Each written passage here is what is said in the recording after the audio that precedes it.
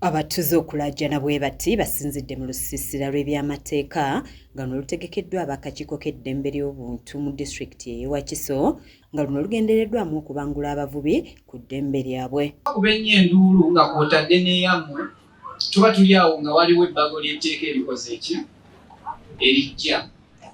Naye bwe twalitunuulira ne tulyekenneenya ekigendererwa kyalinga eky'okuteekesa ate amagye agabadde gakola ebikyamu okulaba nga omulimu gwako guteekebwa mu mateeka.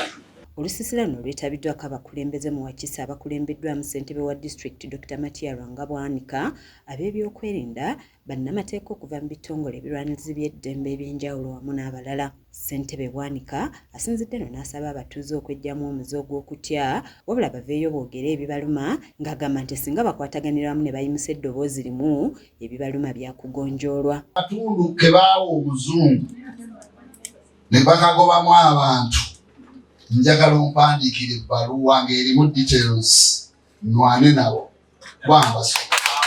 Ono yeebazizza ab'akakiiko k'eddembe ly'obuntu olw'okwewaayo okulwanirira eddembe ly'abantu ng'agamba nti abantu abasinga tebamanyi wa wakuddukira singa eddembe lyabwe liba lityoboddwa nga n'abamu bawera ennemba n'emisango mu kkooti wabula ne gibalemerera olw'okuba nga tebalina ssente.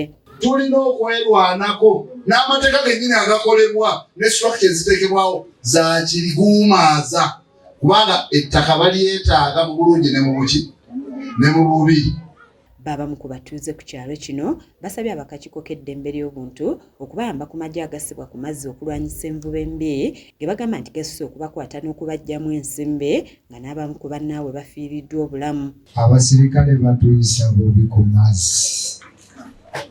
Tebatuganya kubaako ke twekolera abakulu abatwala ekitundu kino poliisi abakulembeze mwenna ne bansiba mukazi wajja nankimayo yakola emitwalo 50. Ye ssentebe w'abavubi ku kyalo kino nga Isemanda Vincent alaze obutali bumativu ku basirikale ku poliisi ey'emikono bagamba nti basusse okubakanda ssente mu kifo ky'okukwasisa amateeka.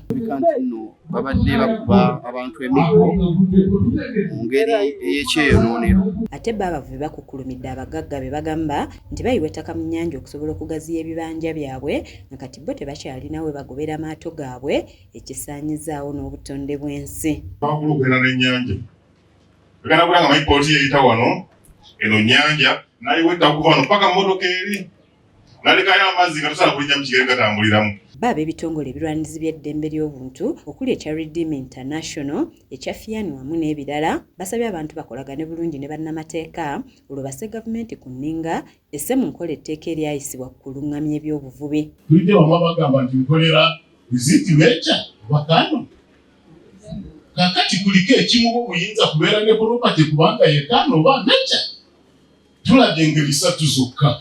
So ebyo tibiriyo mukiwa bitulabika bulungi enkozesa y'ennyanja naddala abadde nga bakozesa obutwa okuvuba bibatangira ate ekibonerezo ky'amaanyimu.